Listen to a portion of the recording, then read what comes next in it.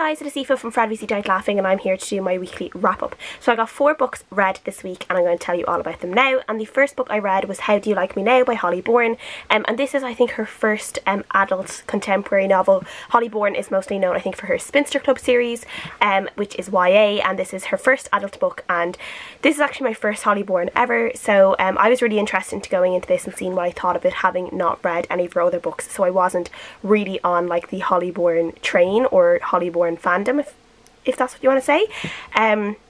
So this one is a pretty interesting book. This is about a girl called Tori who is, she's in her 30s. She's kind of like a very well-known author of kind of like a self-help book that she wrote in her 20s.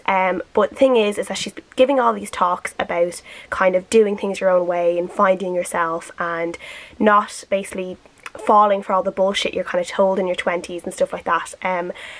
And she's in her 30s now, and her life isn't really like as good as people might think it is, as good as she might put out on Instagram. Her love life is just kind of like stagnant. She's with her boyfriend for a few years, and their like love life and their sex life is just like really bad. All her friends are kind of getting married and having children, and she's just kind of in this like place in her life where she doesn't really know what's for her and what's not for her.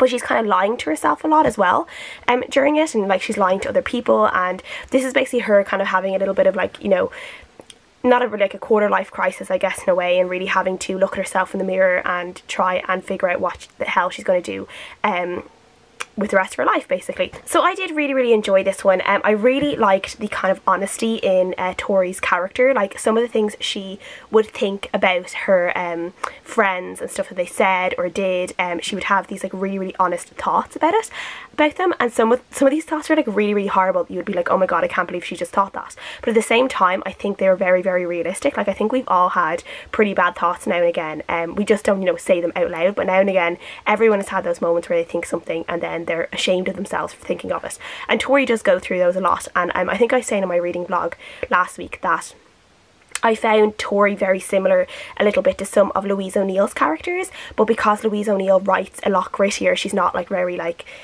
comedic or contemporary. Tori is more likeable because of that, but she's like a likeable unlikable character in a way, in a lot of ways. But there were some things that I did really like kind of connect with Tori. She is a good bit like quite a bit older than me now. I'm like in my mid-20s, I'm not in my 30s yet, but there were definitely some things that I did kind of relate to her a lot, and I think people who are a little bit older than me that are in their 30s would also relate to her a lot. A 4 out of 5 stars in the end, just because I felt like there was a little bit of a lack of character growth overall. I feel like Tori more or less remained the same for the majority of the book, and we didn't really see any big self-revelations or big kind of changes until the very end, and because of that it's kind of seemed maybe a tiny bit rushed at the end. But yeah, like, and then it was a little bit frustrating that those only came at the end as well. But I did overall really enjoy the book, and I just thought it was a pleasure to read. I read it almost all in one sitting as well, so it was one you can definitely fly through if you really get into it and you have an afternoon free.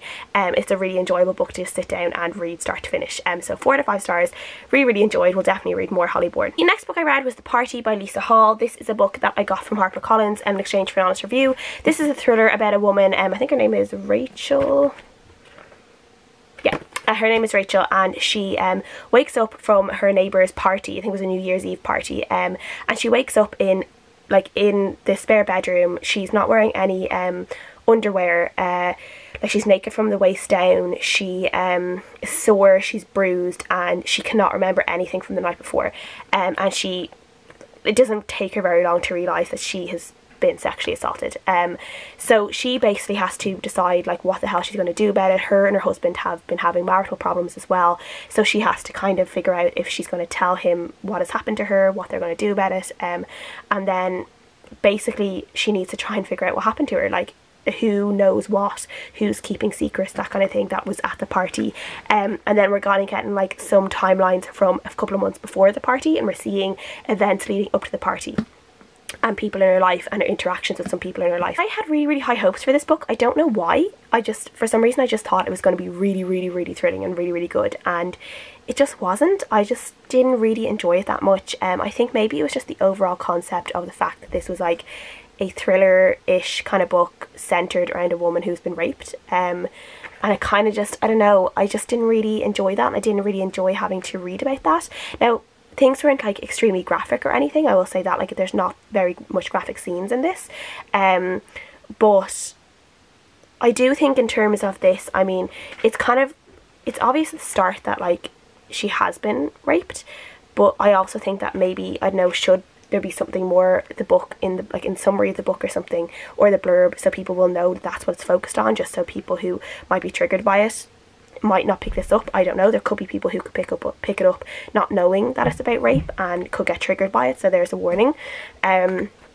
Yeah, I just didn't really like how it was done. I didn't like how she was treated by some of the people around her once they realised she was raped. It was just really horrible. Even her husband sometimes was just like, oh, like, why can't we just get over this? Like, can we not just like move on? And she was just like, move on? Like, how can I move on to this terrible thing that's happened to me?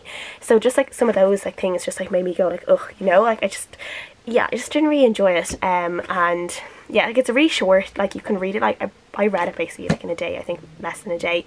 So if you do want to give it a go, like, you won't be like, it is a short book, so you wouldn't be wasting like a whole lot of time on it.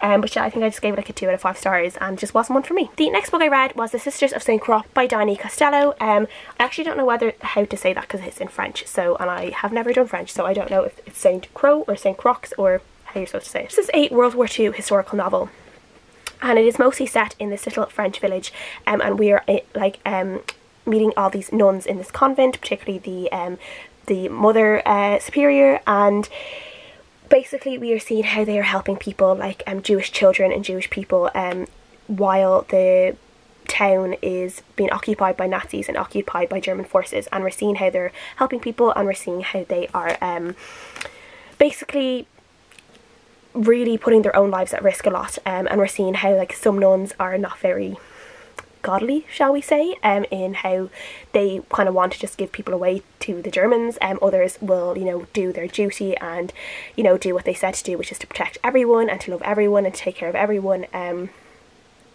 then one of the nuns, she is actually English, the Mother Superior is English, and her niece is working for the Brits, and she is going to she goes undercover in France to try and help kind of bombed airmen get back to England from France. So she ends up being in the novel as well. So it's a lot of kind of just wartime drama, and just a lot of kind of subterfuge, I guess, and fighting back against the Nazis in like these really, really small ways. And I really, really enjoyed this. This is quite a slow-paced book. It is not a fast-paced book. It took me a few days to read, but I did really, really enjoy it. I thought it was really atmospheric. It was really like, just really got you into that time.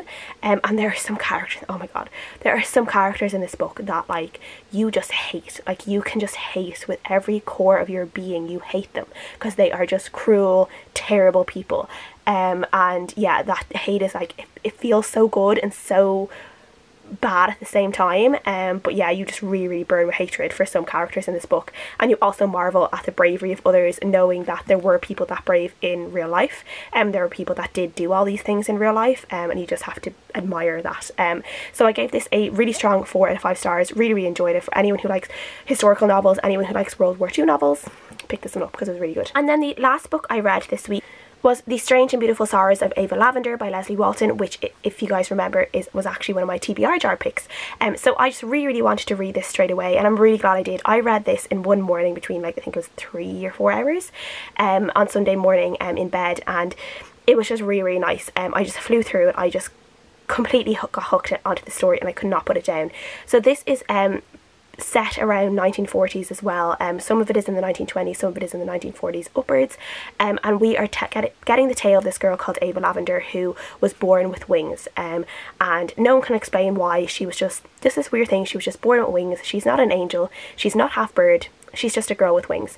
And she is telling us about her life, and we find out about her mother and her grandmother and how they grew up and their families, and we learn that magical realism is just a thing in this family. Like, it's just, they all have these kind of just strange little gifts, whether it is something like, if her mother is sad and she bakes cakes, everyone who eats the cakes will cry for a week or something like that, you know, that they will feel sad as well. Or she had a great aunt who fell in love with a bird watcher, and she wanted him to notice her, so she turned herself into a canary. Like, those kind of things. Like, and it's just like, it's done so well in the book. Like, I love magical realism, but I also find that a lot of the times magical realism is done in bad ways, Carrie Hope Fletcher's books, but like I think with this it was just weaved in so well. The writing was so beautiful. I loved the style of the writing, I loved the descriptions, I just loved the whimsical characters.